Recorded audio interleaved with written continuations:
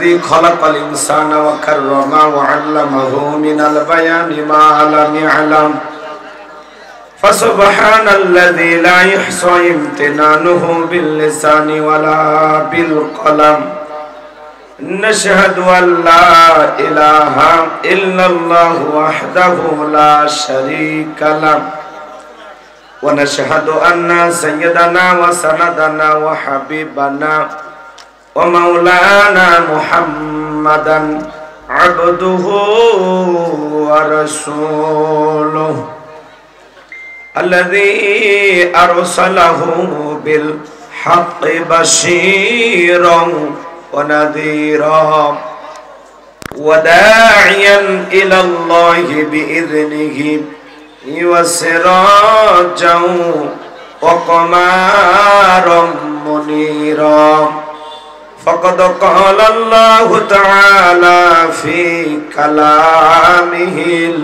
المجيد وفي فرقانه الحميد সকলে জবান ছেড়ে মোহাব্বতে আওয়াজ দিয়ে পড়ুন আউযু বিল্লাহি মিনাশ শাইতানির রাজীম বিসমিল্লাহির রাহমানির রহিম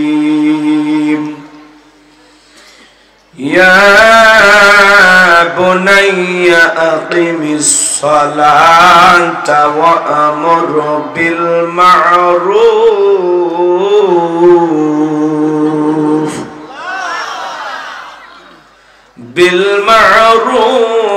ওয়ানহা আনিল মুনকারি ওয়াসবির আলা মা আসাবাক إن ذلك من عزم الأمور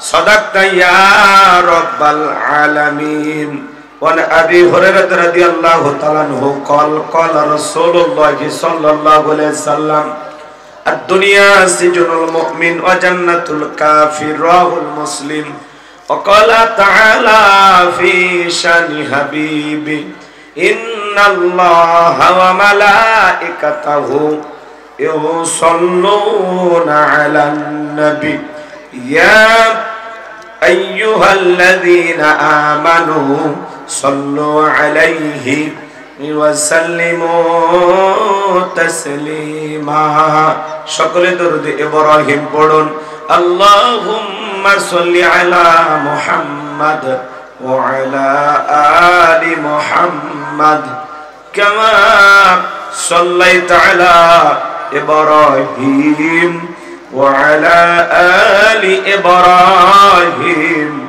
إنك حميد مجيد اللهم بارك على محمد وعلى آل محمد كما باركت على إبراهيم وعلى آل إبراهيم إنك حميد مجيد মুসলিম মোড়া ঘুমিয়ে পড়েছি বিবেকে ঝুলছে তালা রক্ত মোদের হয়েছে শিথিল পাপে অন্তর কালা আসছে পথে আধার নেমে তাই বলে কি রইবি থেমে বাড়ে বাড়ে জ্বলবে বাতি হয়তো বাতি জ্বলবে না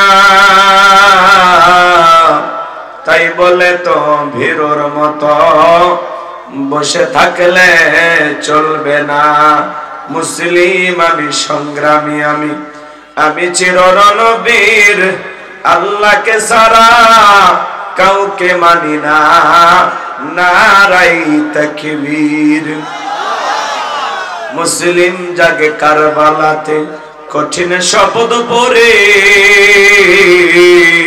সেই মুসলিম চির উত্তম তাই তো একত্রে শপথ নিলাম আল্লাহ রাজ গড়ব এবার চির শান্তি সুখের নীর।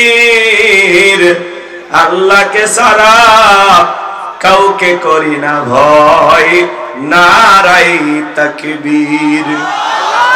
কইরে খালেদ কইরে ওমর, এসেছে নতুন বদর, কোথারে দেখবি জয়ী তরুণ মুজাহিদ। আবারও কি গাইতে হবে ঘুম ভাঙানো গীত, আবারও কি গাইতে হবে ঘুম ভাঙানো গীত। লা ইলাহা ইল্লাল্লাহ, জোরে লা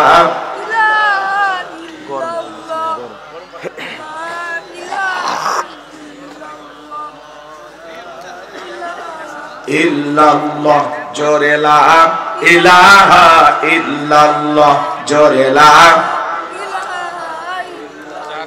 জোরে লা ইলাহা। সাইদ ভাইয়ের মা, মুগ্ধ ভাইয়ের মা, ইয়ামিন ভাইয়ের মা, রফিক ভাইয়ের মা, তোমরা বড় ভাগ্যবতী, আনলে ধরায় আলোর জ্যোতি। সালাম তোমায় জানাই ফেরেশতা মা, সালাম তোমায় জানাই ফেরেশতা। লা ইলাহা ইল্লাল্লাহ, জোরে লা জোরে লা ইলাহা ইল্লাল্লাহ মুহাম্মাদুর রাসূলুল্লাহ। জবান সে এক বাক্যে পড়ছি সাল্লাল্লাহু আলাইহি ওয়াসাল্লাম। বাংলাদেশের ঐতিহ্যবাহী যশোর জেলার জিগরগাছা থানার অন্তর্গত হাদিয়া দেয়াড়া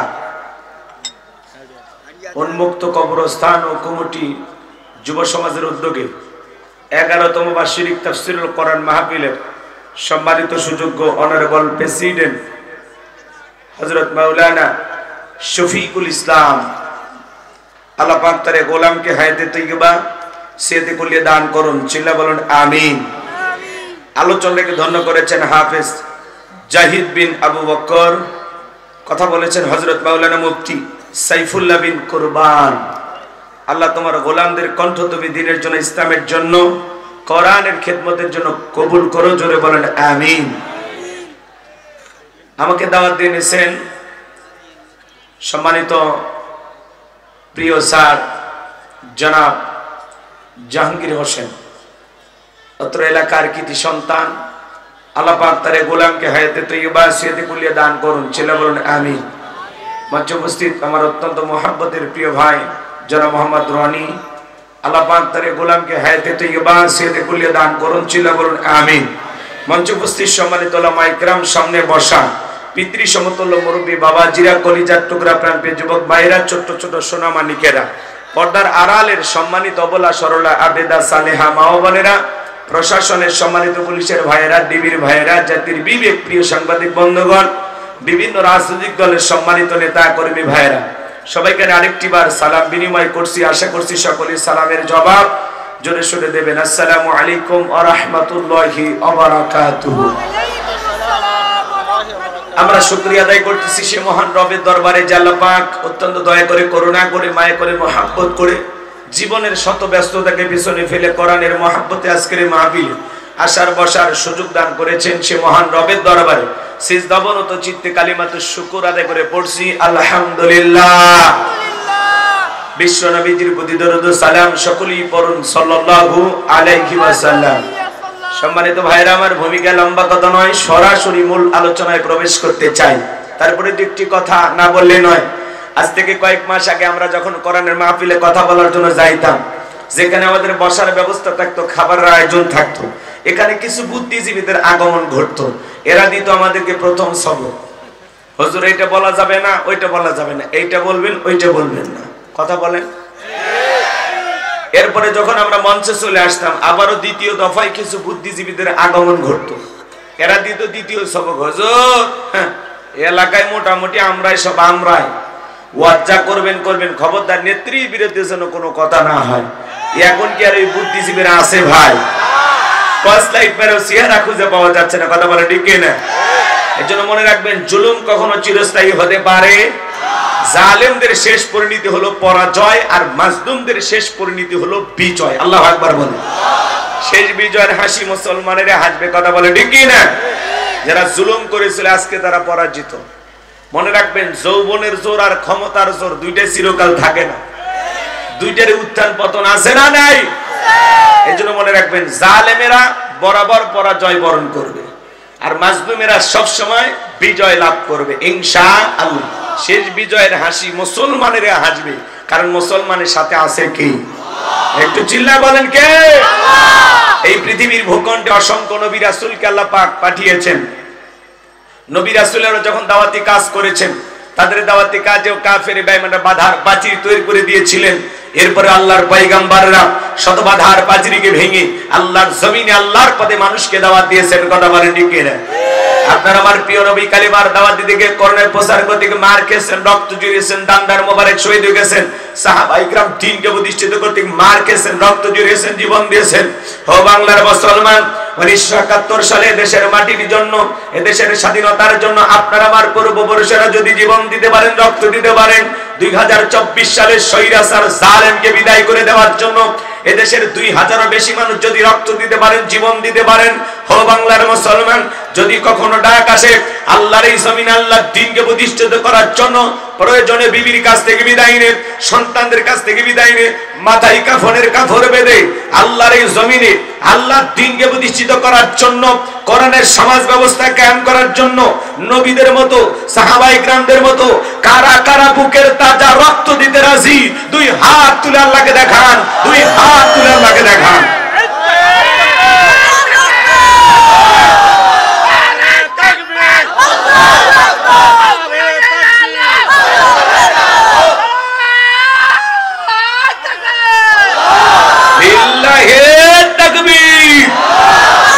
সোজা করেন, টান টান করে হাত তোলেন।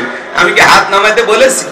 ওই যে মাঝে মাঝে হাত বেঁকা দেখা যায়। দুই হাত সোজা করার শক্তি না। আপনি পুরুষ মানুষ, 2 ডিম ভিটামিন ক্যালসিয়াম মাঝে মাঝে কিনে খাবেন, একেবারে দুর্বল হলে চলতে পারবেন। আর সোজা করেন, সোজা করেন। বলেন, ইন্নাল্লাহা আশতারা মিনাল মুমিনিনা আনফুসাহুম ওয়া আমওয়ালাহুম বিআন্না লাহুমুল জান্নাহ। সূরা তাওবার 111 নম্বর আয়াতে আল্লাহ রাব্বুল আলামিন জানিয়ে দিয়েছেন, নিশ্চয়ই মুমিন বান্দাদের জান মাল আমি আল্লাহ ক্রয় করে নিয়েছি, বিনিময়ে দেব জান্নাত। বলুন সুবহানাল্লাহ। তাহলে বলেন তো বাজার, আপনার আমার জীবনের মালিক কে? এই যশোরের যুবকেরা ভালো করে বলো তো, এই জীবনের মালিক কে? প্রেম করবার প্রেমিকাকে 14 ফেব্রুয়ারিতে পার্কে নিয়ে যা ডায়লগ দিবা, এ জীবন তোমার, তুমি শুধু আমার। ওরে হাইব্রিড যুবক, এই জীবনের মালিক কে? আপনার আমার সম্পদের মালিক কে? আল্লাহর দেয়া জীবন, আল্লাহর দেয়া সম্পদ আল্লাহর পথে খরচ করতে রাজি আছেন তো মুসলমান? রাজি আছেন তো ইনশাআল্লাহ? বাম হাত নামান, শুধু ডান হাত তুলে রাখেন, শুধু ডান হাত। আল্লাহ রাব্বুল আলামিন বলেন, ইল্লা আসহাবাল ইয়ামিন ফি জান্নাতিন ইয়াতাসাআলুন। ডানপন্থী যারা জান্নাতের বাগানে প্রবেশ করবে, তারা ডানপন্থী যারা আল্লাহর প্রিয়, তারা বলুন আল্লাহু আকবার। কোনো কথা হবে না। কিছুক্ষণ আগেই বলেন, হুজুর জীবন দিতে রাজি, রক্ত দিতে রাজি। আপাতত জীবন রক্তের দুইটার কোনোটাই দিতে হবে না। ডান হাতটা পকেটের ভিতর ঢুকা দিয়া যে যা পারেন, যতটুকু পারেন এই তাফসীরুল কোরআন মাহফিলের জন্য, এই কবরস্থানের জন্য প্রাণ ভরে দান করবেন। সোজা ডান হাত পকেটে দেন, আমিও দিচ্ছি। নিজের পকেটে হাত দেন, অন্য কারো পকেটে হাত দিয়ে পকেট মেরে বলে মার খাবেন না। সবাই পকেটে হাত দেন। ছেলে পেলে যারা আছো বাবা, ব্যাগ নিয়ে, রুমাল নিয়ে, চাদর নিয়ে, যার কাছে যা আছে তাই নিয়ে মাঠে নামো, খেলা হবে, খেলা হবে। ছেলে পেলে যাচ্ছে, সবাই প্রাণ ভরে দান করবেন। কই স্বেচ্ছাসেবক কোথায় আছো বাবা? ব্যাগ নিয়ে, রুমাল নিয়ে, চাদর নিয়ে, যার কাছে যা আছে তাই নিয়ে মাঠে নামো। তাড়াতাড়ি, সময় কম। মহিলা প্যান্ডেল লোকজন পাঠায় দেন। আমার মা বোন যারা বসে আছেন, আপনারা প্রাণ ভরে দান করবেন। আপনারা সবাই পকেটে হাত দেন। 10, 20, 50, 200, 100, 500, 2000, 5000, 10,000, 1 লাখ, 2 লাখ, 5 লাখ, যে যা পারেন আল্লাহর রাস্তে পকেটে হাত দিয়ে প্রাণ ভরে টাকা দান করেন। খবরদার কেউ যেন আবার বিড়ি ম্যাচ দিন না। 2014 সালে ওয়াজ করতে গেছিলাম রংপুর তারাগঞ্জ। ওই জায়গায় কালেকশন চলতেছিল। একজন ব্যাগের ভিতর দিয়েছিল 2 প্যাকেট বিড়ি, দিয়ে লেখা দিয়েছে 1 প্যাকেট মাহফিল কমিটির আর 1 প্যাকেট বক্তা। কত বড় দুষ্ট চিন্তা করেন! এরকম দুষ্টমি করা যাবে না। সবাই পকেটে হাত দিয়ে প্রাণ ভরে টাকা দান করবে। আল্লাহ সবাইকে দান করে তৌফিক দান করুন। এলাকার গণ্যমান্য ব্যক্তিবর্গ যারা আছেন আমার হাতে দেবেন। 500 টাকা, 1000 টাকা, 2 4 5 10,000 তাড়াতাড়ি দেন। সময় কম, আমরা আলোচনায় চলে যাব। জি জি তাড়াতাড়ি চলে যাবো ইনশাআল্লাহ আলোচনায়। খুব দ্রুত গতিতে দিয়ে দেন। ছেলেপেলে যারা দাঁড়িয়ে আছে ওদের কাছে যাবেন। সবাই একটু মেহেরবানি করে দান করবেন, জীবনের শেষ ঠিকানা কবরস্থানের জন্য। আল্লাহ সবাইকে দান করা তৌফিক দান করুন। জোরে বলুন আমিন। আর একটু জোরে বলেন আমিন। আসেন আসেন দরদিরা আমার, দিয়ে ধন বসে মন কেড়ে নিতে কতক্ষণ, নদীর একল ভাঙে অকল করে, এই তো নদীর খেলা। সকালবেলা টাকাওয়ালা তুই ফকির সন্ধ্যাবেলা, দান করিলে মাল কমে না, নেকির পাল্লা হয় ভারী, গুনাহ খাতা মাফ করে দিয়া আল্লাহ জান্নাতে বানায়া দিও ঘর বাড়ি। জোরে বলেন মারহাবা, লা ইলাহা ইল্লাল্লাহ, জোরে লা। ছেলেবেলে ব্যাগ নিয়ে গেছে, ভাই যে যা পারেন যতটুকু পারেন প্রাণ ভরে দেন। আমি মুসাফির, আমার হাতে 500 টাকা, 1000 টাকা, 2 4 5 10 হাজার যারা দিবেন তাড়াতাড়ি দেন, সময় কম। আমি মন থেকে আপনাদের জন্য দোয়া করবো। আজান তাহাজ্জুদ পরে আপনাদের কথা স্মরণ করে দোয়া করবো। আসেন আসেন। আল্লাহর কোন বান্দা আছেন 500 টাকা, 1000 টাকা, 2 4 5 10 হাজার দেবেন? একটু পকেটে হাত দেন, ভাই দেন। দেওয়ার মতো কেউ নাই, সব দিয়ে দিছে আগেই। এর আগে কালেকশন হয়েছে, ও ঠিক আছে, ওনারাই সব দিয়ে দিয়েছেন, আমারে দেওয়ার মতো কেউ নাই। মুসাফিরের হাতে হাত দিয়ে একটু দোয়া নেবেন এরকম কেউ নাই। আসেন না বাজান, দিলটা নরম করেন। কত টাকা পয়সা কত দিকে খরচ হয়ে যায়, দেন না বাজান, দিলটা নরম করে দেন, মেহেরবানি করে দেন। ছেলে পেলে ব্যাগ নিয়ে গেছে, সবাই দেবেন, কৃপণতা করবেন না। 10 20 50 200 100 500 যে যা পারেন। আমি মুসাফির হিসেবে আপনাদের কাছে চেয়েছি, কেউ নিরাশ করবেন না, সবাই একটু মেহেরবানি করে দেবেন। মহিলা প্যান্ডেল আছে, আমার মা বোনদের কাছে লোকজন পাঠায় দেন, আমি জানি এলাকার মা বোনদের হাতে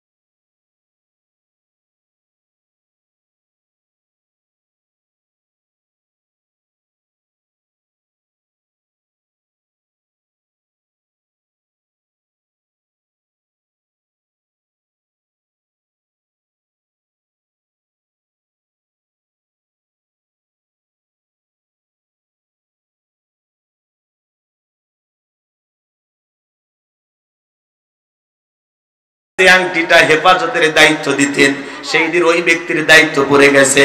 আংটিটা খুলে যখন বাদশা তার হাতে দিয়েছেন আর বলেছে যাও এই আংটিটা সংরক্ষণ করে রেখে দাও। লোকটা ডেকে বলে বাদশা আমি নানান টেনশনে আছি, আপনার আংটি যদি আমি হারিয়ে ফেলে দেই, বাদশার নিয়ম অনুযায়ী বাদশা তাকে শুলিতে চড়ে ফাঁসি দিয়ে মারে। ইমানদার এই ব্যক্তি তখন ডেকে বলে আমার পক্ষে আপনার আংটিটা সংরক্ষণ করে রাখা সম্ভব নয়, হারিয়ে ফেলে দিলে আপনি তোমাকে ফাঁসি দিয়ে মারবেন। বাদশা ডেকে বলে তাহলে কি করবা? বলে আপনি যদি মনে কিছু না নেন, আমার বাড়িতে আমার একটা মেয়ে আছে, আমি আমার মেয়ের কাছে এই দায়িত্ব দেব। বাদশা ডেকে বলে আমার কোনো আপত্তি নাই, দেশের আইন সম্পর্কে মেয়েটাকে অবশ্যই অবগত করবেন।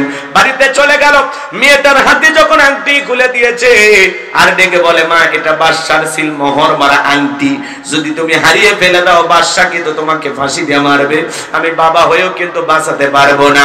মেয়েটা এইবার আমার ভাইয়েরা আংটিটা বিসমিল্লাহির রহমানির রহিম বইলা জামার পকেটে রেখে দিয়েছেন। বাবা রাতের বেলায় কৌশলী মেয়ের ঘরে প্রবেশ করেছেন, জামার পকেট থেকে আস্তে করে আংটিটা চুরি করেছেন। বাড়ির পাশে একটা নদী ছিল, নদীর ভিতরে ছুঁড়ে মারছেন আর মনে মনে ভাবতেছেন মেয়েরে ও আমার মেয়ে, এই যে বাদশার সিল মোহর আমার আংটিটা নদীর ভিতরে ছুঁড়ে মারলাম, দুনিয়ার কেউ তো দেখতে পাইলো না, এই বাদশার সিলমোহর মারা আংটি হারানোর অপরাধে বাদশা তোমাকে ফাঁসি দিয়ে মারবে। এই তুমি মুসলমান হয়েছো, প্রকাশও পেল না, সমাজের চোখে আমাকে ছোট হতে হলো না, আপন বাবা হয়ে মেয়ের বিরুদ্ধে এই কফির ষড়যন্ত্র করলেন। কারণ একটা বাবা হলো বেঈমান আর মেয়েটা হলো ইমানদার। ঈমান আনতে গেলে আপন বাবাও সন্তানের বিরুদ্ধে ষড়যন্ত্র করতে পারে, যেমন ইব্রাহিম আলাইহিস সালামের বাবা আজর ঠাকুর, কথা বলে ঠিক না? ইসলাম মানতে গেলে আপন ভাইও ষড়যন্ত্র করতে পারে, যেমন ইউসুফ আলাইহিস সালামের ভাইয়েরা, কথা বলে ঠিক না? ইসলাম মানতে গেলে আপন স্ত্রীও ষড়যন্ত্র করতে পারে, যেমন লূত আলাইহিস সালামের স্ত্রী, কথা বলে ঠিক না? আমার ভাইয়েরা শোনেন, আপন বাবা হয়ে আংটিটা নদীর ভিতরে ছুঁড়ে মারলেন, মেয়েটার বিরুদ্ধে এই যে গভীর একটা ষড়যন্ত্র করলেন, এরপরে মেয়েটার তকদির নসিব ভাগ্য কোন জায়গায় নিয়ে যায় আমি কি পুরো ঘটনাটাই বলবো? আপনাকে একটু শুনতে চান? কারা কারা হাত তুলে দেখান তো বাজান, লিল্লাহি তাকবীর, হাত নামান। আমার ভাইরা একটু অপেক্ষা করেন, আমি যে কথা বলতে চাচ্ছিলাম। আমার আল্লাহ রাব্বুল আলামিন বলেন ওয়ালাকাদ আতাইনা লুকমানাল হিকমাতা আনিশকুরু লিল্লাহ ওয়া মান ইয়াশকুর ফাইন্নামা ইয়াশকুরু লিনাফসিহি ওয়া মান কাফারা ফাইন্নাল্লাহা গনিয়্যুন হামিদ।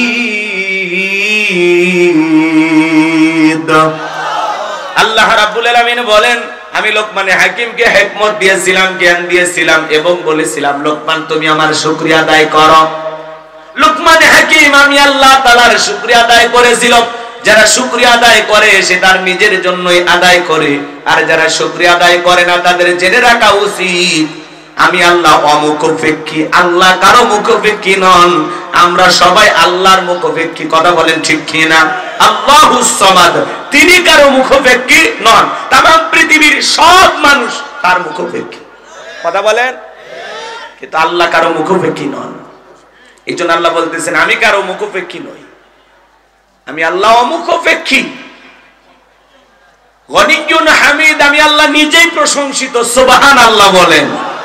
এই জায়গায় মনোযোগ দিয়ে শুনবেন। আল্লাহ বলেন আমি লোকমানকে কি দিয়েছিলাম? হিকমত দিয়েছিলাম, ইলম দিয়েছিলাম, জ্ঞান দিয়েছিলাম এবং বলেছিলাম লোকমান তুমি আমার শুকরিয়া আদায় করো। লোকমানে হাকিম শুকরিয়া আদায় করার কারণে লোকমানে হাকিমের সম্মান মর্যাদা কমেছে না বেড়েছে? জোরে বলেন। লোকমানে হাকিম আল্লাহ তাআলার শুকরিয়া আদায় করার কারণে চলতে লাগলেন। তাকায় দেখেন এই জমিনের ভিতরে আল্লাহর এমন একজন বান্দা বসে আছে যার দুইটা পা নাই। শেখ সাদি রহমতুল্লাহ আলাইহি চোখের পানি ছেড়ে দিয়ে কাঁদলেন, সিজদায় লুটিয়ে পড়লেন আর ডেকে বলে আল্লাহ এই দুনিয়ার জমিনে তোমার এমন বান্দা আছে যার দুইটা পা নাই, আর আমার পায়ে জুতান আমি মন খারাপ করেছিলাম, আল্লাহ গো আপনি আমাকে মাফ করে দেন, আল্লাহ আপনি আমাকে মাফ করে দেন। তাহলে চিন্তা করেন বাজান, আল্লাহ চাইলে আপনাকে আমাকে পা ছাড়া, হাত ছাড়া, চক্ষু ছাড়া পৃথিবীর জমিনে প্রতিবন্ধী বানায় পাঠাইতে পারতেন। তৃতীয় লিঙ্গের মানুষ হিজরা বানায় পাঠাইতে পারতেন। কথা বলেন ঠিক কিনা? আল্লাহ চাইলে আপনাকে আমাকে ফকির মিসকিন অসহায় ওই মানুষদের কাতারে আল্লাহ তাআলা আপনাকে আমাকেও পাঠাইতে পারেন কিনা? জোরে বলেন বাজান, পাঠাইতে পারে কিনা? আজকে আপনি ধনী আছেন, কালকে আপনাকে ফকির বানায়া দেওয়ার ক্ষমতা আমার আল্লাহর আছে না নাই? কেন আল্লাহর শুকরিয়া আদায় করবেন না? কিশোরগঞ্জে গেছিলাম, 100 মানুষ হাওয়াই মিঠাই বিক্রি করতো গ্রামে গ্রামে। আল্লাহর সেই গোলামকে আল্লাহ 150 বিঘা জমির মালিক বানিয়ে দিয়েছেন। আল্লাহর বান্দা কয়েক বিঘা জমি মসজিদ আর মাদ্রাসায় দান করে দিয়েছেন। তাহলে হাওয়াই মিঠা বিক্রি করা, পদে পদে পড়ে থাকা সেই মানুষটাকেও কোটিপতি বানায় দেন তিনি কে? কেন আল্লাহর শুকরিয়া আদায় করবেন না? এ বাজান গো আমার, এই পৃথিবীর জমিনে কত মানুষ তাকায় দেখেন, চোখে দেখতে পারে না। এক অন্ধ হাফেজ সাহেব ছিল কুড়িগ্রামে, একসাথে খাওয়া দাওয়া করতেছিলাম মাহফিলে গিয়ে, হঠাৎ করে বিদ্যুৎটা চলে গেল। আমি বললাম ভাই তাড়াতাড়ি আলোর ব্যবস্থা করেন। অন্ধ হাফেজ সাহেব হাতটা ধরে বলে হুজুর আজ 52 বছর হলো আমার চোখে কোনো আলো নাই। ও হুজুর আমার মা দেখতে কেমন আমি জানি না, বাবাটা দেখতে কেমন আমি জানি না। মা বাবা আমাকে বিবাহ করাইছে, আমার স্ত্রী দেখতে ফর্সা না কালা আমি জানি না। আল্লাহ আমাকে অনেকগুলো সন্তান দিয়েছে, ছেলেগুলো কেমন, মেয়েগুলোর চেহারা কেমন আমি জানি না, আসমান জমিন দেখতে কেমন আমি জানি না, আমি আমার চেহারাটা ফর্সা না কালা আমি জানি না। ও হুজুর, আল্লাহ তাআলা দুনিয়ার জমিনে আমাকে চোখের আলো দেয় নাই, আমি মন খারাপ করি নাই। কিয়ামতের ময়দানে যেদিন আল্লাহ তাআলা আমার চোখের আলো ফিরিয়ে দেবে, ওই দিন চোখের আলো ফিরে পাওয়ার পরে সর্বপ্রথম যেন আমি আমার চোখ দিয়ে আমার মনিব আমার আল্লাহকে আমি যেন দেখতে পাই। একটা অন্ধ ব্যক্তির সান্ত্বনাটা কোথায়? আল্লাহ চাইলে অন্ধ বানাইতে পারতেন, ল্যাংড়া লুলা বানাইতে পারতেন। আল্লাহ চাইলে চেহারা সব ছিল, কথা বলতে পারতাম না, বোবা বানাইতে পারতেন। কথা বলেন ঠিক কিনা? আর রহমান আল্লামাল কোরআন খলাকাল ইনসান আল্লামাহুল বায়ান। আল্লাহু আকবার। আল্লাহ আমাদেরকে সৃষ্টি করেছেন, তিনি আমাদেরকে কথা বলার শক্তি দিয়েছেন। কথা বলেন ঠিক কিনা? আর আমরা যদি বলা হয় ভাই কেমন আছেন, এই যে বলে না কিছু বলে, আপনারা সবাই কেমন আছেন? আলহামদুলিল্লাহ। অনেকে বলতে চায় না ভাই কেমন আছেন, ভাই গরিবের থাকা না থাকা আমার মতো ভাই হতভাগার কি আর খবর নেবেন, আসি কোনো মতে, মানে কোনো মতে আসি। এরপরেও সহজে বলতে চান, অনেক কষ্টের পরে পরে আলহামদুলিল্লাহ। যশোর মাগুরে ঘুরে এসে বলে আলহামদুলিল্লাহ। আপনাকে জিজ্ঞাসা করা মাত্রই আপনি বলবেন ভাই কেমন আছেন, আলহামদুলিল্লাহ। অন্তর থেকে মন থেকে খুশি হয়ে আলহামদুলিল্লাহ বলেন, আল্লাহ আপনাকে ভালো রাখবে। কথা বলেন ঠিক কিনা? আমার এক জাগিরদার ছিল, ফোন দিলে বলতাম বাজান কেমন আছেন, আলহামদুলিল্লাহ আমি ভালো আছি। আপনার কোনো সমস্যা আছে বাজান? তখন বলতেছে না, সমস্যা যদি থাকে তোমাকে কেন বলবো, সমস্যা দিবেন যিনি, সমাধানও করবেন তিনি, আল্লাহ পাক। আপনার আমার জীবনের যত কথা বন্ধুর কাছে শেয়ার না করে, আপনার আমার জীবনের সবচাইতে আপন কে? আল্লাহ। জোরে বলেন কে? আল্লাহর চাইতে বড় আপন আর কেউ নাই। কথা বলেন ঠিক কিনা? মুমিনের সবচাইতে একমাত্র শুধুমাত্র আপন আল্লাহ। এই জন্য জীবনে যা চাওয়ার আল্লাহর কাছে চাইবেন, যা বলার আল্লাহর কাছে বলবেন। কথা বলেন না কেন? সামনের দিকে যায়, কষ্ট হচ্ছে নাকি আপনাদের? তাহলে সুখে থাকি আর দুঃখে থাকি সব সময় প্রশংসা হবে কার? আল্লাহ চাইলে এই মুহূর্তে আপনাকে আমাকে 8 দিন মেডিকেলে ভর্তি করাইতে পারতো না? জোরে বলেন, সেই ক্ষমতা আল্লাহর আছে না নাই? আল্লাহ সুস্থ রেখে মাহফিলে আসার তৌফিক দিয়েছেন। এই সুস্থতা হলো বান্দার জীবনের সবচেয়ে দামি একটি নিয়ামত। বলুন সুবহানাল্লাহ। এই অসুস্থ না হলে বোঝা যায় না যে সুস্থতা কত বড় নিয়ামত। যখন একটু অসুস্থ হয় তখন বোঝা, আল্লাহ আমি নামাজ কালাম পড়ি, আমারই জ্বর হলো। কথা কয় না? এরকম করে কিনা? আমি হাজি মানুষ, আমারই অসুখ হয়, আছে না? আরে বাবা, আল্লাহ তাআলা আপনাকে অসুস্থতা দিয়ে পরীক্ষা করে। কি করে? পরীক্ষা করে। এই যে অসুস্থতা, এটা এক ধরনের কি পরীক্ষা। এটা আল্লাহ তাআলা একটা নিয়ামত। আল্লাহ আপনাকে পরীক্ষা করে যে বান্দার একটু রোগ দিলে বান্দা কি করে। কথা বোঝেন নাই মনে হয়? একটু 19 বিষয়ে গেলে আমরা আল্লাহ পর্যন্ত গালি দিয়ে দিই। আল্লাহ আমার বেলা দিতে হয়, আল্লাহ বুঝে আমারে ভালোবাসে না। আচ্ছা, আফসোসে ভুগি, হতাশায় ভুগি, মনে হয় সব সমস্যা আমার। আরে ভাই, আপনার চাইতে আরো বড় সমস্যায় মানুষ ভুগতেছে, কথা বলে ঠিক না? রাগ করেন নাকি আপনারা? তাহলে সুখে থাকি আর দুঃখে থাকি সবসময় প্রশংসা হবে কার? জিগরগাছা বাজারে আপনার একটা দোকান আছে, আলহামদুলিল্লাহ। কত মানুষ এখানে একটা দোকান দেওয়ার জন্য স্বপ্ন দেখেন। আপনি সৌদি আরব, মালয়েশিয়া, দুবাই, কাতার, আমির, আরব আমির, এগুলো প্রবাসী, আলহামদুলিল্লাহ। বিদেশে থাকেন আপনি, লন্ডন, আমেরিকা, আলহামদুলিল্লাহ। কত মানুষ বিদেশে যাওয়ার জন্য স্বপ্ন দেখে, কথা বলেন। আপনি ভ্যান চালান, রিক্সা চালান, আলহামদুলিল্লাহ, গরিব হইতে পারেন, তাতে কি সমস্যা? আলু ভর্তা দিয়ে ভাত খান, তাও শান্তি আছে। ধনী, টাকা আছে, কোটি কোটি টাকা, কিন্তু শান্তি নাই। স্বামী স্ত্রীর মধ্যে দাও করে সম্পর্ক, বউ আলাদা রুমে ঘুমায়, স্বামী আলাদা রুমে ঘুমায়, কথা বলে না কেন? কাছে গেলে বিবি চিৎকার মেরে বলে, ডোন্ট টাচ মি, কথা কয় না কেন? আমার ছুঁইয়াও দেখবো না, ছুঁয়ে যাও, কথা বলেন না কেন আপনারা? আর গরিব আলু ভর্তা দিয়ে ভাত খায়, শাক ভাজি ভর্তা দিয়ে ভাত খায়, বউরে কোলে নিয়ে ঘুমায়, কি শান্তি, কথা বলে ঠিক না? রাগ করেন? রাগ করবেন না। এই জন্য দামি বিল্ডিং দেখে মনে করেন ওই বিল্ডিং এর মানুষ অনেক সুখী, যায়া দেখেন কোটি টাকা ঋণের ভয়ে বাড়িতে থাকে না, কথা কন ঠিক না? এই জন্য বাজান, আল্লাহ যতটুকু দিয়েছেন, যতটুকু আমার আছে আলহামদুলিল্লাহ। 2-4 লাখ টাকা আছে, সামান্য একটু চলতে পারি, দুটো ডাল ভাত খাই, আলহামদুলিল্লাহ। অল্প খেয়ে আল্লাহর শুকরিয়া আদায় করবেন। লা ইন শাকারতুম লাযীদান্নাকুম ওয়া লা ইন কাফারতুম ইন্না আযাবি লাশাদীদ। নিয়ামত পাওয়ার পরে যারা শুকরিয়া আদায় করে, আল্লাহ তাদের নিয়ামতগুলোকে বাড়ায় দেন। আর নিয়ামত পাওয়ার পরে যারা নাশুকরিয়া আদায় করে, আল্লাহ তাদের নিয়ামতগুলোকে ছিনায় নেন, কথা বলে ঠিক কি না? যারা সুখে থাকি আর দুঃখে থাকি সব সময় প্রশংসা হবে কার? আপনারা সবাই কেমন আছেন? আলহামদুলিল্লাহ। গর্বের সহিত বলবেন আলহামদুলিল্লাহ। যত সমস্যা থাক মনের মধ্যে থাকবে, প্রকাশ করবেন না। ভাই, আগামীকালকে যশোরে দেখা হবে ইনশাআল্লাহ। কি বলতে হয়? ইনশাআল্লাহ। এটা আমরা অনেকে বলি না। এলাকা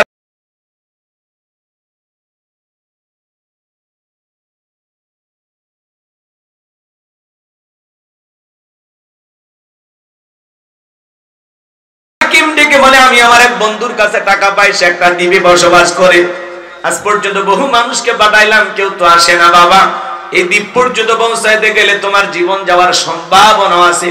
আমি বাবা হয়ে ছেলেকে মৃত্যুর মুখে ফেলে দিতে পারবো না। ছেলেটা বড় নাসর বান্দা বলে, আব্বা আপনি শুধু লোকেশনটা বলে দেন। বারবার অনুরোধ করার কারণে লোকমানে হাকিম বলে দিল, আমার সন্তান শোনো, বাড়ি থেকে যখন বের হয়ে যাইবা 2 রাকাত সালাতুল হাজতের নামাজ আদায় করবা। আর মনে রাখবা, বিপদের আগে আর পরে 2 রাকাত সালাতুল হাজতের নামাজ আদায় করবা। এইবার লোকেশন বলে দিলেন। বাবা শোনো, ঘর থেকে বের হয়ে যাওয়ার পরে বিশাল মরুভূমি রাস্তা পাড়ি দিতে দিতে ক্লান্ত হয়ে যখন পূর্বা তাকায় দেখবা একটা জঙ্গল দেখা যায়। ওই জঙ্গলের ভিতরে ঝর্ণার পানি পড়তেছে, সেখান থেকে প্রয়োজন মোতাবেক পানি পান করবা। এরপরে আমার সন্তান ভালো করে শুনে নাও, জেনে নাও, সেখান থেকে পানি পান করার পরে প্রয়োজন মোতাবেক পানি নেবা। পেছন দিকে তাকায় দেখবার জঙ্গলটা দেখা যায় না, আবার পথ চলতে থাকবা। লোকমানে হাকিম সব সন্তানকে বুঝিয়ে বলিয়ে দিলেন। এইবার ছেলেটা পথ চলতে চলতে তাকায় দেখে বিশাল একটা বটবৃক্ষ। বাবা বলেছে ছায়া আশ্রয় নিলে বিপদ হবে। তাকায় দেখে গাছের উপরে একটা মুরব্বি বসে আছে। ডেকে বলে, বাবা তুমি আমার কাছে আসো, তোমার কোনো টেনশন নাই। ডেকে বলে, না আব্বা বলেছে বিপদ হবে। বলে, কোনো বিপদ হবে না।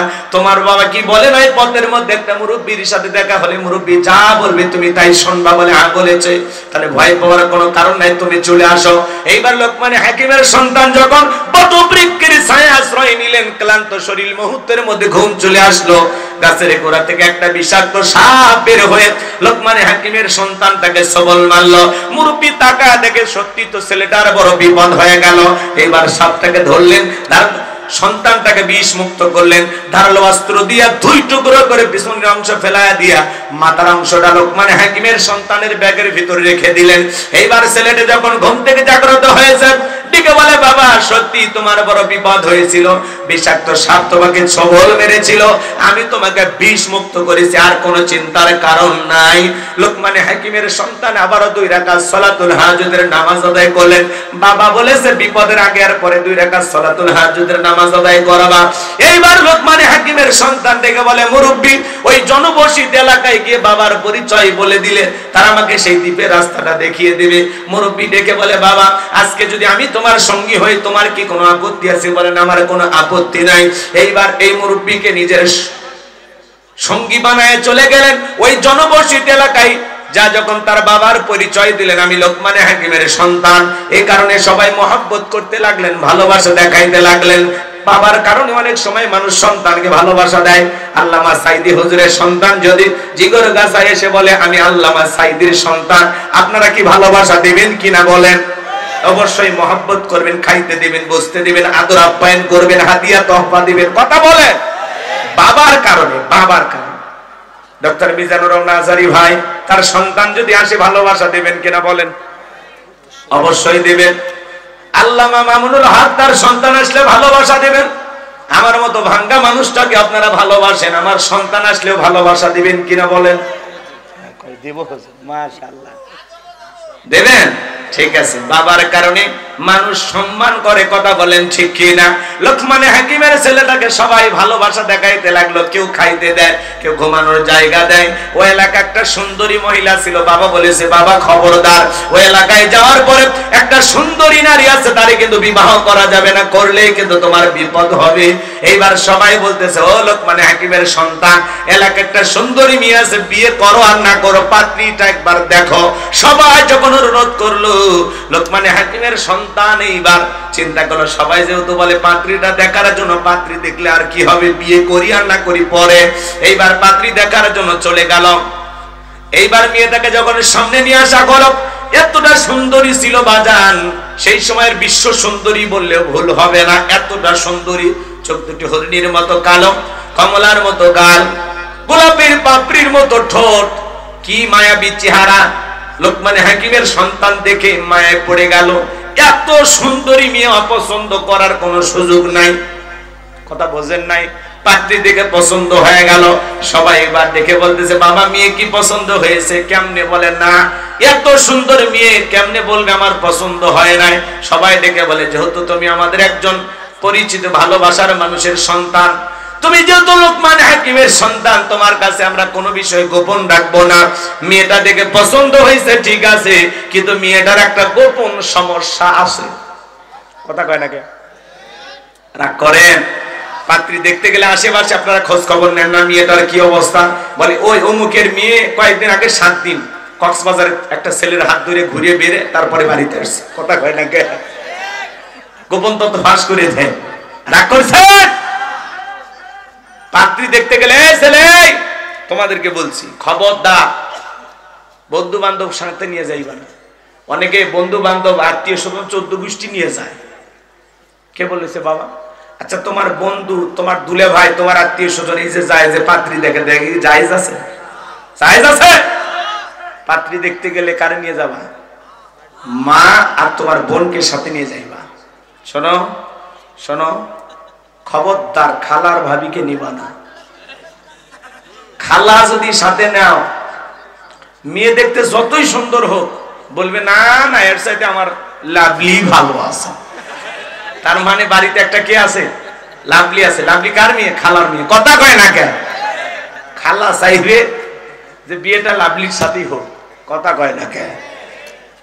আর ভাবি কখনো চাইবে না তার চাইতে বেশি সুন্দরী কোন মেয়ে ওই বাড়ির বউ হয়ে বাড়িতে যা, কারণ তাতে ভাবির কদর কমে যাবে, আদর যত্ন কমে যাবে। ভাবি চাইবে ভাবির চাইতে যেন কম সুন্দরী বউ হয়। কথা বলে ঠিক না? এই জন্য 2 জন মহিলাকে নেওয়া যাবে না, কিন্তু মা চাইবে আমার ছেলের বউটা যেন চাঁদের মতো সুন্দরী হয়। বোন চাইবে আমার ভাইয়ের যেন একটা সেই সুন্দরী ভাবি হয়, কারণ বোন আর মায়ের মধ্যে কোনো ষড়যন্ত্র নাই, নির্ভেজাল। রাগ করেন? তাহলে পাত্রী দেখতে কারে নিয়ে যাবা? মার বোনকে নিয়ে যাবা। রাগ করতেছেন নাকি? বিয়ে করছেন তার কি করার, সেটা বলতেছেন। তার মানে কি আরেকবার রিস্ক নেবেন? ভাবি যদি জানে তা আপনার খবর আছে। রাগ করতেছেন নাকি আপনারা? এইবার লোকমানে হাকিমের সন্তানকে সবাই ডেকে বলে, বাবা মেয়ের একটা গোপন সমস্যা আছে। এই মেয়ের এর আগেও 1 নয় 2 নয় 10টা ছেলের সাথে বিয়ে হয়েছিল। 10টা স্বামী বাসর ঘরে মারা গেছে, একটা স্বামীও জীবিত বের হয় নাই। তোমার সিরিয়াল 11 নাম্বার। এবার রাজি থাকলে বলো। এই কথা যখন বললেন লোকমানে হাকিমের সন্তান টেনশনে পড়ে গেল। পাত্রী দেখেও ভালো লেগে গেছে, পছন্দ হয়ে গেছে, বিবাহ করতে চাই। লোকমানে হাকিমের সন্তান বিয়ে করলে ঘটনাটা কি হয় আপনারা কি শুনবেন? কারা কারা শুনবেন দুই হাত তুলে আল্লাহকে দেখান। লিল্লাহি তাকবীর। হাতনামান বাজান। লোকমানে হাকিম তার আদর করে সন্তানদেরকে ডেকে বলেন, ইয়া বুনাইয়া লা তুশরিক বিল্লাহ ইন্নাশ শিরকা লাযুলমুন আযীম।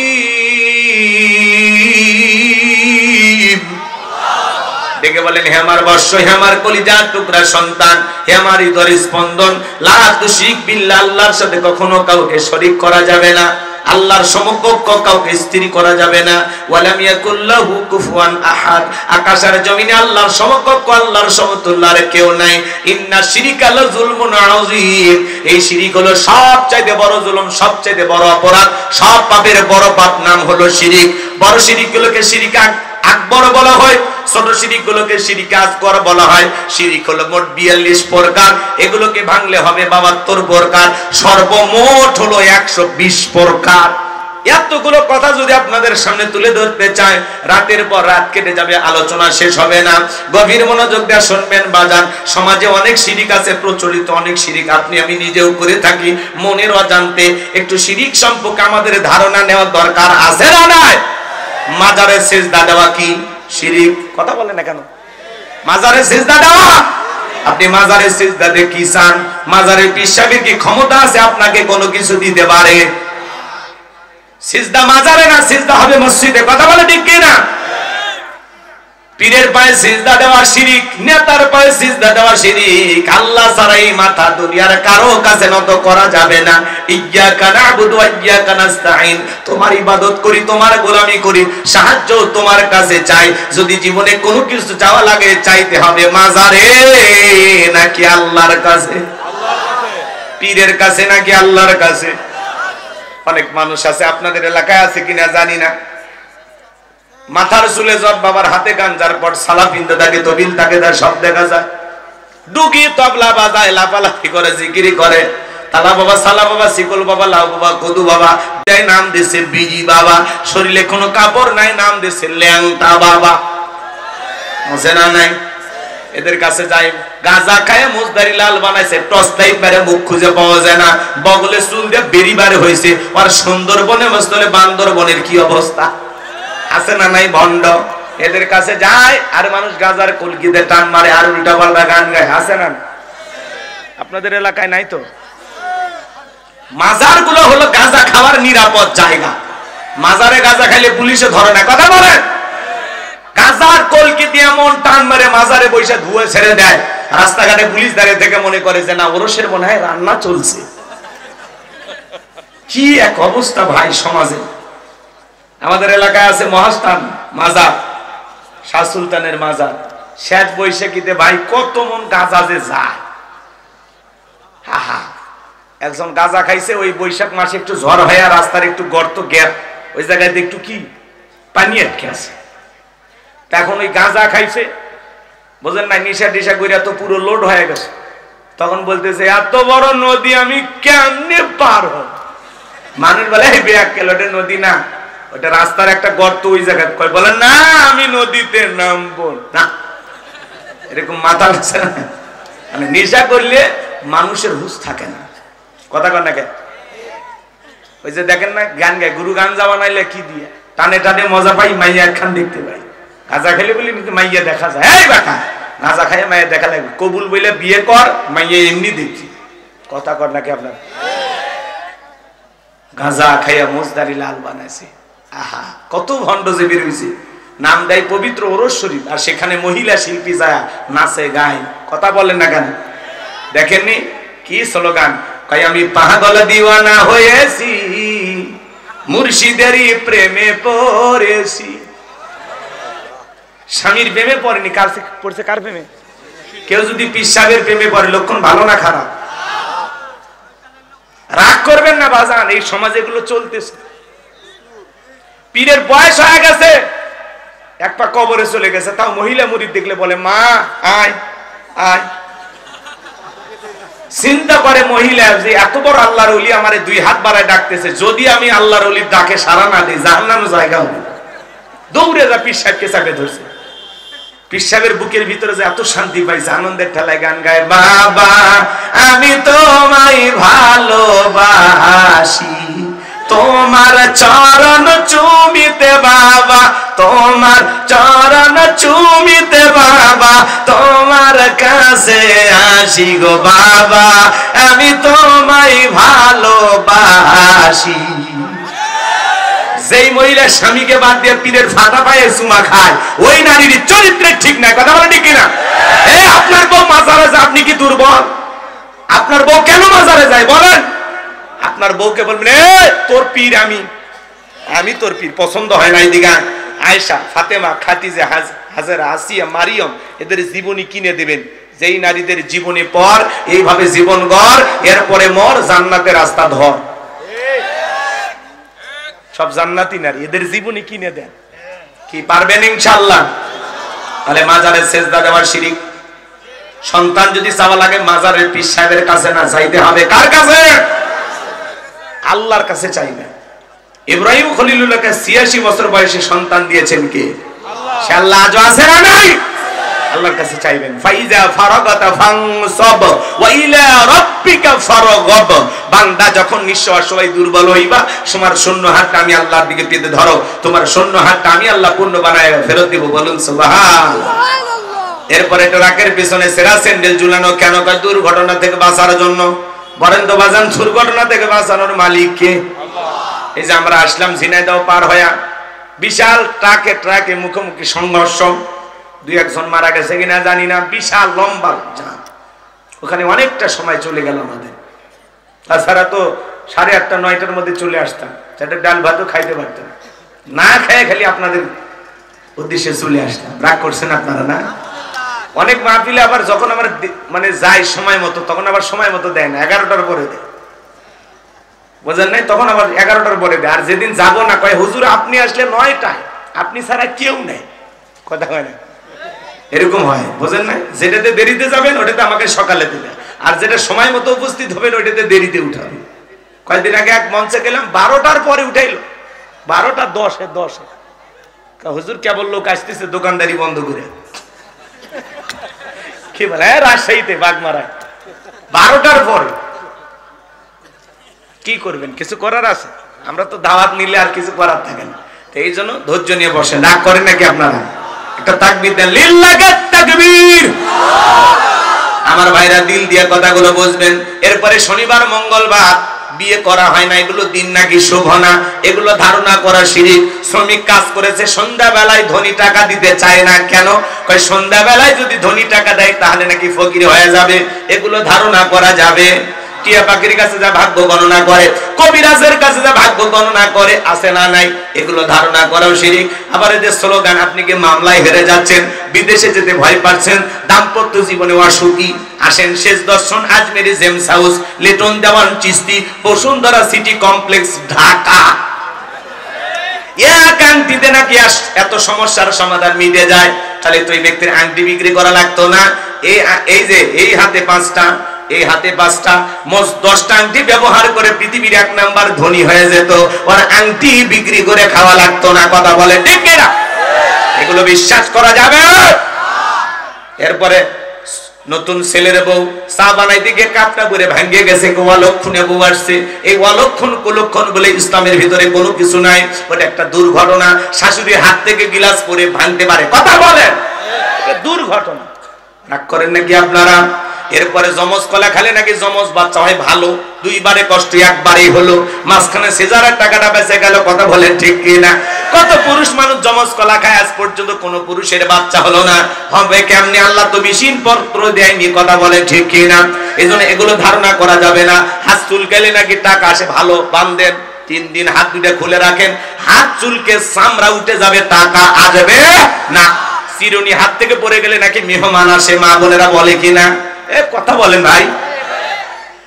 চিরুনি পড়ে গেছে, কয় মেহমান আসবে, যা পাগলি রান্না শুরু কর, কেউ না আসলে আমরা খেয়ে যাব। এগুলো ধারণা করা যাবে না। এরপরে ছোট বাচ্চার কপালে কালো টিপ দেয়। যদি জিজ্ঞাসা করেন বউরে কালো টিপ কেন, কয় তোমার শাশুড়ি জানে। শাশুড়ির বললে কে জানে, কয় তোমার নানি জানে। এই নানি দাদি পর্যন্ত চলতে থাকবে। কেন কালো টিপ দিল কেউ আর বলতে পারে না। ওরা বলে বদ নজর থেকে বাঁচার জন্য, আছে না নাই? বলেন তো বাজান, তকদিরের ভালো মন্দ কার কাছে? ওয়াল কদরিহি শাররিহি মিনাল্লাহি তাআলা ওয়াল বাসি বাদাল মাউত। তকদিরের ভালো মন্দ একমাত্র আল্লাহর হাতে। কথা বলেন ঠিক কি না? লম্বা হবে বাজান, লম্বা করব না। নবী আমার সাহাবীদেরকে ডেকে বলেন, আমার সাহাবীরা শোনো, একজন ব্যক্তি একটা মাছি মেরে জাহান্নামে চলে গেল, আর একজন ব্যক্তি একটা মাছি না মেরে জান্নাতে চলে গেল। সাহাবায়ে কেরাম জিজ্ঞাসা করলেন, নবী গো, বুঝতে পারলাম না কেন একজন ব্যক্তি মাছি মেরে জাহান্নামে চলে গেল, কারণটা কি আমরা জানতে চাই। আল্লাহ রাসূল ডেকে বলেন, সাহাবীরা শোনো, এক দেশে এক জালেম বাদশা ছিল, রাস্তার মোড়ে মোড়ে প্রতিমা বানায় রাখতো। কথা বলেন না কেন? জালেম বাদশার নিয়ম হলো যত মানুষ রাস্তা দিয়ে হেঁটে যাবে প্রতিমার নামে কিছু না কিছু দিয়ে যাওয়া লাগবে। এটা হলো জালেম বাদশার নিয়ম। বাংলাদেশেও দেখলেন না বাজান গো আমার, রাস্তার মোড়ে মোড়ে ভাস্কর্য বানায় রাখছে। ইহুদি মুশরিকদের কালচার, মুসলমান কখনো ভাস্কর্য বানাইতে পারে না। কথা বলেন ঠিক কি না? 4,500 কোটি, কেউ আবার বলেছেন 6,000 কোটি। এই 4,500 হোক আর 6,000 কোটি টাকা হোক, এত কোটি টাকা খরচ করে যারা ভাস্কর্য বানাইছে, এই দেশের জনগণের টাকা নষ্ট করেছে। প্রত্যেকটা টাকার পাই টু পাই হিসাব আল্লাহর কাছে দিতে হবে। এই কথা বলেন। যেই দেশের মানুষ খাইতে পারে না, ডাস্টবিনের খাবার করে নেয়, রেল স্টেশনে ঘুমায়, কত বেকার যুবক। একজন নারী তার 500 টাকা 200 টাকার বিনিময়ে দেহটাকে বিক্রি করে পেটের ভাত জোগাড় করে। সেই দেশে যারা ভাস্কর্যের নামে বিলাসিতা করেছে, মনে রাখবেন প্রত্যেকটা টাকার হিসাব আল্লাহর কাছে দিতে হবে, দিতে হবে। আপনি যদি এই টাকা খরচ না করে মসজিদ মাদ্রাসা বানায় দিতেন, গরিব দুঃখীকে খাইতে দিতেন, বেকার যুবকদের কর্মস্থানের ব্যবস্থা করে দিতেন, পতিতালয় নারীদেরকে নিয়ে যা তাদের জীবন মান উন্নয়ন করতেন, ভালোভাবে বেঁচে থাকার ব্যবস্থা করে দিতেন, আপনার বাবার কবরে বিকাশ হয়ে সব পৌঁছে যেত। আপনারা আলেমেরা এই কথাগুলো বললে আপনাদের গায়ে বেজে যায়, তারাই জেলে ঢুকে। কথা বলেন না কেন? আমরা বারবার বললাম ম্যাডাম পদত্যাগ করেন। আল্লাহ বলে কিসের পদত্যাগ? এরা যে অন্যায় অপরাধ করেছে, শুধু পদত্যাগ না, আমি আল্লাহ এদেরকে দেশ ত্যাগ করতে বাধ্য করব। ইন্না বাতশা রাব্বিকা লাশাদীদ, আল্লাহর পাকড়াও বড় কঠিন। আল্লাহ ধরে ধরে না, যেদিন ধরবে মাগুবাড়ি দিল্লি গিয়ে পড়বে। কথা বলে ঠিক কি না? রাগ করেন? আছে আছে, ক্ষমতার চেয়ে চেয়ে পালিয়ে গেছে। কথা কর নাকি আপনারা? রাগ করেন? আমরা বারবার বললাম, আমাদের কথা শুনলো না, হেলিকপ্টার নিয়ে পালিয়ে চলে গেল। ওই দেশে গেছে, কয়েক মাস কেটে গেল, মাঝে মাঝে কল রেকর্ড ফাঁস হয়, বললে দেশের কাছে আছি, চট করে ঢুকবো। ঢুকবেনই তো বের হলেন কেন? এই কথা কন না। আপনি চলে যাওয়ার কারণে এই দেশের মানুষের যেই পরিমাণে ক্ষতি হয়েছে, আল্লাহর কাছে হিসাব দেওয়ার জন্য রেডি থাকেন আপনি। ওই 2-3 রাত যে পরিমাণে লুটপাট হয়েছে, দুর্নীতি হয়েছে, যেই পরিমাণে ক্ষয়ক্ষতি হয়েছে, এটার হিসাব আপনাদেরকে দেওয়া যাবে না। এত ক্ষতি হয়েছে। আপনি যদি পদত্যাগ করে জেলেও যাইতেন, আপনার নেতা কর্মী ভালো থাকতো, আপনার কোটি কোটি অনুসারী, কারো কথা ভাবলেন না, নিজের জীবনটা আগে ভাবলেন। আপনি পদত্যাগ করে জেলে গেলেও জনগণ স্লোগান দিত, আপনার কর্মীরা স্লোগান দিত জেলের তালা ভাঙবো, শেখ হাসিনাকে বের করে আনবো। এই স্লোগানটাও দিতে দিলেন না, পালিয়ে গেলেন। কয়েক মাস পরে আপনার ফুলের মালা দিয়ে মানুষ বের করে নিয়ে আসতো, কিন্তু আপনি এটা কি করলেন? কথা কর না কেন? আর মেয়ে মানুষ বাইরে কতদিন থাকবেন? আপনি আসেন, যাওয়ার আগে বলে যাননি, আসার আগে বলার দরকার নেই। যে দিক দিয়ে মন চায় আপনি আসেন। এই দেশ আপনার বাবার, এই দেশ আপনার স্বামীর। কথা বলে ডেকে না। আর আমাদের মন অনেক বড়, আপনি আসেন, আমাদেরও খারাপ লাগে, দেশের মানুষ কেন বাইরে থাকে। বুবু আইবা, তুমি আইবা গো, সেই দিন আইসা বুবু চিয়ার পাইবা না। বুবু আইবা, তুমি আইবা গো, সেই দিন আইসা বুবু ক্ষমতা পাইবা না। খোঁজ নাই বহু কাদের কাকার, অবস্থা খারাপ দরবেশ বাবার, আউন আঙ্কেল এখন সামনে আসে না। নেতা করবি সব জেলের ভিতর, আমি আসি ডরের ওপর, কখন জানি আসে গ্রেফতারি পরোয়ানা। বুবু আইবা, তুমি আইবা গো, সেই দিন আইসা বুবু চেয়ার পাইবা না। ক্ষমতার চেয়ার থেকে নামা সহজ, কিন্তু ওই চেয়ারে ওঠা কঠিন। আগামীতে আর যাই হোক সিদ্ধান্ত নেব, আর কোন নারীকে এই দেশের প্রধানমন্ত্রী বানাবো না। আগামীতে যেই দলেরই হোক পুরুষ প্রধানমন্ত্রী কারা কারা আছেন হাত তুলে দেখান। বিল্লাহে তাকবীর। আপনার নারীদের দেখার দিন শেষ, আগামীতে পুরুষের বাংলাদেশ। দেখেন না মেয়ে মানুষের রাগ বেশি, জেদ বেশি, স্বামীর সাথে ঝগড়া লাগে, হাড়ি পাতিল ভেঙে ফেলে দেয়, স্বামী তুলে আসার মারে, রাগ করে বাড়ি ঘর থেকে বাপের বাড়ি চলে যায়, রাগ করে এই দেশের 20 কোটি জনগণটাকে পালিয়ে গেছে। কি বুঝলেন?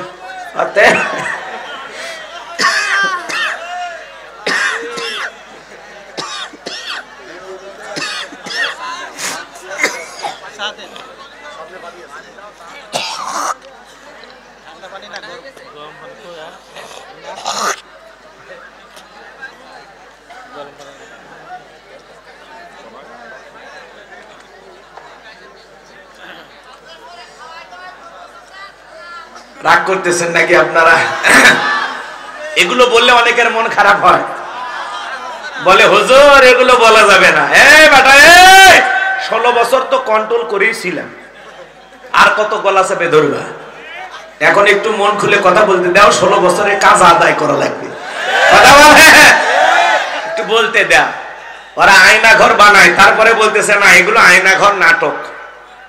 যে সিয়ারটা আপনারা দেখছেন সোশ্যাল মিডিয়ায় ভাইরাল হয়ে গেছে, এটা আবার যারা ওই যে আফসোস লীগ, এরা বলতেছে এই সিয়ার ষড়যন্ত্র করে বানাইছে। ইউনূস সরকার নাকি 6 মাসে আয়না ঘর তৈরি করে তারপরে আয়না ঘর পরিদর্শন করবে। চিন্তা করেন, মানুষ মিথ্যাবাদী হয়, এতটা মিথ্যাবাদী হয়? হ্যাঁ, আপনাদের কি মনে হয় ইউনূস সরকার আয়না ঘর বানাইছে নাকি যিনি পালিয়ে গেছে উনি বানিয়েছে? হাত তুলে বলেন তো সত্যি কথা। হ্যাঁ ঠিক আছে, আমরাও বিশ্বাস করি উনি বানিয়েছে, কিন্তু ওনার কিছু আছে না সোশ্যাল মিডিয়াতে কিছু বলতেছে না এটা আয়না ঘর, এটা সাজানো, এটা গুজব, এটা রং করছে, এ করছে, সে করছে, নানান কথা বলা হয়। যারা আয়না ঘর বানিয়ে চেয়ার বানিয়ে মানুষকে ধরে নিয়ে যে ইলেকট্রিক শক দিত, আহারে কত মানুষের আর্তনাদ, হাহাকার, চিৎকার ওই দেয়ালের ভিতরে আটকে ছিল, পৃথিবীবাসী শোনেনি। কথা বলে ঠিক না? কিন্তু ওই মাজলুমদের চিৎকার ঠিকই আসমানে পৌঁছে গেছে। পাপ তো বেশি দিন করা যায় না, পাপের 16 কলা পূর্ণ হয়ে গেলে আল্লাহ ছাড় দেন। আল্লাহ ধরে না, যেদিন ধরে সেদিন আর ছাড়ে না। কথা বলেন ঠিক কি না? ওরা আয়না ঘর বানিয়েছে, ওরা শাপলা চত্বরে হত্যা করেছে, নিরীহ আলেমদেরকে ফাঁসির দড়িতে ঝুলিয়েছে, মিথ্যা মামলা হামলা দিয়ে হাজারো মানুষকে ঘর ছাড়া বাড়ি ছাড়া করেছে। কথা বলেন ঠিক কি না? আজকে যারা জুলুম করেছিল ওরা দেশ ছাড়া। খালেদা জিয়া কি করছিল? বাড়ি ছাড়া, উনি হয়েছে দেশ ছাড়া। খালেদা জিয়া বলছিল আল্লাহ আছে, বিচার আমি আল্লাহর কাছে দিলাম। কথা বলেন না কেন? এক মহিলা বলে এই মেয়ে এত কথা বলো কেন? কয়দিন হয়েছে চাকরি পাইছে? গোপালগঞ্জের নাম পাল্টে দেব। কথা বলেন, বলতো না? আল্লাহর সেই বান্দি জেল খাটছে, অসুস্থ হয়ে দেশে পড়েছিল, রাজকীয় ভাবে প্লেনে উঠা চিকিৎসার জন্য বাইরে গেছে। কেউ রাজকীয় ভাবে সম্মান নিয়ে দেশের বাইরে যায়, আর কেউ হেলিকপ্টার নিয়ে পালিয়ে যায় জান বাঁচানোর জন্য। এটাই আল্লাহর খেলা। উনি কখনো দেশের মানুষকে বিপদে ফেলে পালিয়ে যায়নি। গেছে? খালেদা যে পালাইছে, ঈশ্বর চাচা পদত্যাগ করে জেলে গেছে, তাও পালাই। আপনি কেন চলে গেলেন? আমাদের খুব আফসোস হয়। যাক বাজান গো, আমার মন খারাপ করবেন না, চলেন না সামনের দিকে যায়। আমি গুনাহগার যে কথা বলতে চাচ্ছিলাম, এইবার জালেম বাদশার লোকেরা ওই পথে একজন ইমানদার হেঁটে যায়, ডেকে বলে শোনো, প্রতিমার নামে কিছু না কিছু দেওয়া লাগবে। ইমানদার ডেকে বলে ভাই প্রতিমার নামে দেওয়ার মতো আমার কাছে কোনো কিছু নাই। এইবার ডেকে বলে শোনো, কিছু না কিছু দিতেই হবে, আর না হলে ওই যে প্রতিমার নাকে ঢোকা একটা মাছি পড়ে আছে, সেখান থেকে একটা মাছি মেরে নিরাপদে চলে যাও। ইমানদার ডেকে বলে মাছি মারলে কি এমন অপরাধ হবে? আর দেরি করলেন না, একটা প্রতিমার নামে মাছি মেরে লোকটা চলে গেল। কিছুদিন পর আর একজন ইমানদার হেঁটে যায়, জালেম বাদশার লোকেরা ডেকে বলে প্রতিমার নামে কিছু না কিছু দাও। ইমানদার ডেকে বলে ভাই প্রতিমার নামে কোনো কিছু আমি দেব না, দেয়া আমার পক্ষে ঠিক না, কারণ প্রতিমার নামে কোনো কিছু দেয়া আমার জন্য শিরিক। তখন ডেকে বলেন, শোনো, কয়েকদিন আগে তোমার মতো একটা ইমানদার এই পথে হেঁটে গেছে, তাকে একটা সুযোগ দিয়েছিলাম, প্রতিমার নামে একটা মাসি তুমিও মাইরা যাও, ওই একই সুযোগ আমরা তোমাকেও দিলাম। ইমানদার ডেকে বলে, ভাই কোনো কিছু তো দেবই না, প্রতিমার নামে মাসি মারার মতো সামান্য শিরিকও আমি ইমানদার করতে পারবো না। চিৎকারে মেরে বলেন আল্লাহু আকবার। জালেম বাদশার লোকেরা ডেকে বলে, শোনো, হয় প্রতিমার নামে একটা মাসি মারবা, না হলে বাদশার নিয়ম অনুযায়ী এক কবে দেহ থেকে কাল্লাটা ফেলে দিব। ইমানদার ডেকে বলে, ভাই কাল্লা দিতে রাজি, কিন্তু আল্লাহ দিতে রাজি নাই। আল্লাহু আকবার। এবার জালেম বাদশার লোকেরা বারবার বলে, ইমানদারে কি উত্তর দেয়? সর্বশেষ ডেকে বলে, শোনো, হয় প্রতিমার নামে মাসি মারবা, না হলে কিন্তু এক কবে কাল্লা ফেলে দেব। ইমানদার ডেকে বলে, কাল্লা দিতে রাজি, আল্লাহ দিতে রাজি নাই। এই কথা বলা মাত্রই জালেম বাদশার লোকেরা এক কবে দেহ থেকে কাল্লাটা ফেলা দিল। আমার নবী ডেকে বলে, যে ব্যক্তি মাসি মেরে নিরাপদে চলে গেল, ও মাসি মেরে নিরাপদে যায় নাই, ও মাসি মেরে নিজেকে জাহান্নামে নিয়ে গেল। আর যে ব্যক্তি মাসি না মেরে কাল্লা দিল, সে রক্তের সাগরে ভাসতে ভাসতে আল্লাহর জান্নাতে পৌঁছে গেল। বলুন সুবহানাল্লাহ।